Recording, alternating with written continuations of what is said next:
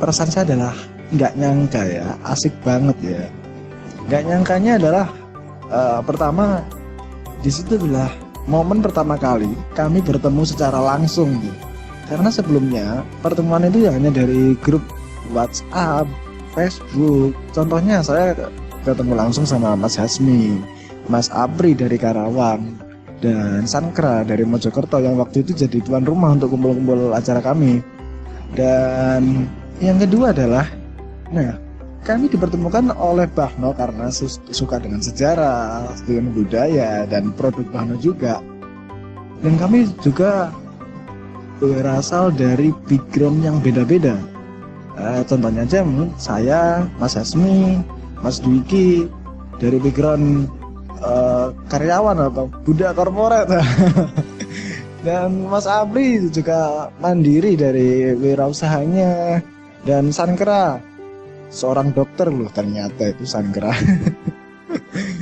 Dan asiknya gitu, kami dari background yang berbeda kemudian kumpul dan punya visi misi yang sama untuk Bahno juga. Dan ada lagi penasehat utama kami.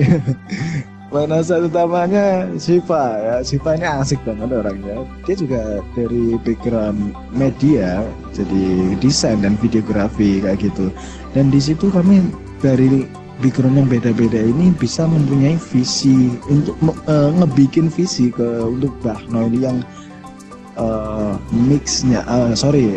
raw materialnya ini dari sejarah, budaya, teknologi, apapun itu kami bentuk untuk bikin visi misi Bahno. Nggak hanya sekedar produk kaos, tapi di situ kita punya tujuan akan budaya, sejarah, dan karakter bangsa. Lah kayak apa tapi asik banget ngobrol sama teman-teman ya, yang kemarin gitu dari Bahno. Jadi yang event kemarin itu adalah event pertama kami ya, ketemu bareng, kita main-main di Mojokerto di tempat-tempat wisata. Dan next masih rahasia. Rencananya akan ada satu tempat di mana kita bisa kumpul-kumpul lagi untuk yang kedua kalinya. Pastinya akan nambah nih, orangnya pasti akan nambah, insya Allah ya. Hal yang perlu dikembangkan dari Bahno ya, menurut saya pertama ini saya melihat Bahno sebagai wadah atau komunitas.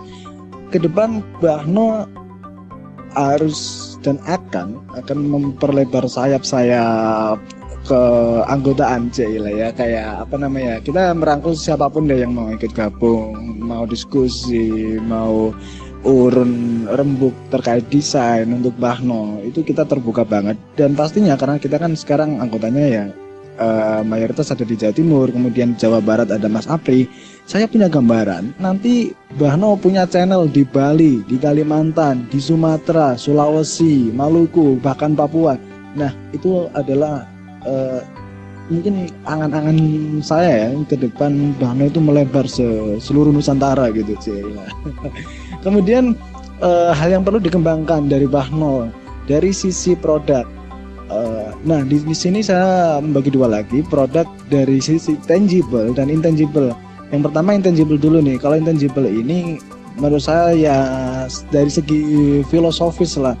Nah sejauh ini kan kita bikin desain itu dari hasil perenungan, hasil meditasi, dari diskusi lebih umumnya kayak Mas Hasmi, Mas Diki, Mas Apri, dan saya biasanya bikin desain itu dari hasil pemikiran perenungan kemudian kita diskusikan, oh nanti bikin desain kayak gini nih, ini cocok nih kayaknya. Nah kayak gitu. Dan itu perlu kita pertahankan dan kita kembangkan lagi, terutama semakin banyak teman-teman yang ingin urun diskusi nantinya. Kedua dari sisi tangible, dari sisi produk yang perlu kita kembangkan adalah kayaknya Bahno perlu bikin karakter ciri khas dari produk. Misalnya nih kita bikin kain dan size, dan kain dan ukuran ini mencerminkan Bahno. Kalau dilihat dari orang ini kayaknya khas Bahno nih. Ini ukurannya hanya Bahno yang punya ukuran kayak gini nih, bisa pas dengan cewek, bisa pas dengan cowok kayak gitu. Dan pastinya nanti kita gak hanya produk kaos aja sih, sudah ada diskusi-diskusi kecil, misalnya nanti kita bikin rompi atau jersey atau misalnya bikin selendang. Dulu sempat pernah bikin udeng dan itu hanya satu kali aja, ada sebuah event budaya kayak gitu. Tapi kayaknya unik nanti kalau kita bikin produk selain kaos. Tapi kita kayaknya saat ini kita fokus dulu ke yang sudah kita jalani dulu, dan itu mungkin perlu diskusi lebih lanjut lagi untuk pengembangan terkait diferensiasi produk ya namanya. Kurang lebih kayak gitu. Kalau menurut saya podcast ini menarik banget karena kita nggak hanya mengandalkan produk saja, tapi kita juga memberikan sebuah gambaran ya. Artinya apa sih filosofi dan makna di balik desain yang kita publish kayak gitu. Sehingga dari situ kita sama-sama menggali dan belajar bareng-bareng, karena dari podcast ini kita juga membuka diskusi dari narasumber khususnya yang membuat desain itu, sehingga teman-teman khususnya konsumen nantinya itu juga bisa tahu makna dari seniman yang bikin project ini kayak gitu. Dan pastinya juga membuka ini sih inspirasi baru untuk para pendengar. Ya, selama di Bahno ini ada 3 desain dari saya yang alhamdulillah masuk ke project Bahno. Yang pertama dari lukisan saya berjudul Begawan Ciptoning. Kami coba realisasikan pada satu kaos menggunakan printer DTG. Setelah evaluasi memang ada sedikit penyimpangan dari harapan kami sebelumnya.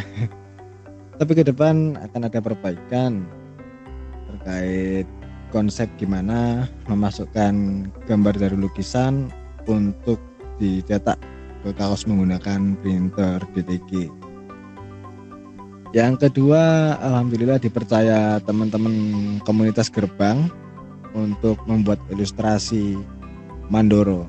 Ya, jadi project Mandoro kemarin itu saya dimintai tolong Mas Dwiki untuk membuat ilustrasi gambar manusia, sosok raksasa, kemudian ular naga. Dan finishingnya digitalnya oleh Mas Dwiki dengan penambahan beberapa komponen seperti gambar kura-kura dan sebagainya. Untuk Project Mandoro ini sebelumnya sudah dikupas tuntas sama teman-teman komunitas Gerbang dan Bahno di podcast sebelumnya, bisa dicek di YouTube Bahno. Gimana sih maksudnya filosofi Mandoro ini dari cerita dan kehidupan nyata sekarang. Yang ketiga ini alhamdulillah dipercayai juga sama teman-teman untuk bikin ilustrasi Maestro. Ya, ini akan kami rilis beberapa hari lagi dari sekarang tentang Project Maestro.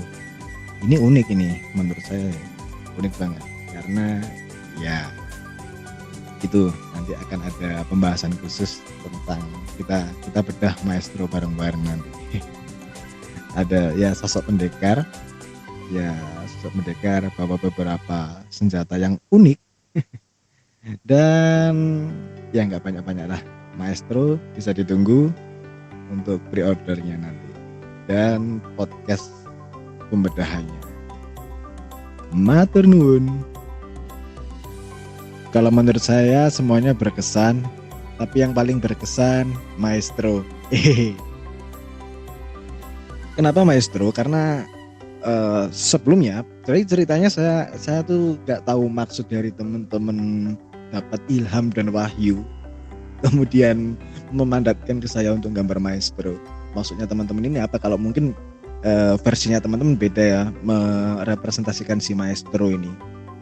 Kalau saya pribadi, selama perjalanan saya menggambar Maestro dari awal si versi Maestro yang akan realisasi nanti, kemudian saya ibaratnya ada orang yang baru kenal sama saya gitu, yaitu si Maestro ini. Jadi imajinasi saya adalah saya kenalan nih sama Maestro yang saya gambar ini. Akhirnya saya mensubjekkan dia adalah maestro ya, ya maestro, dia punya nyawa gitu loh.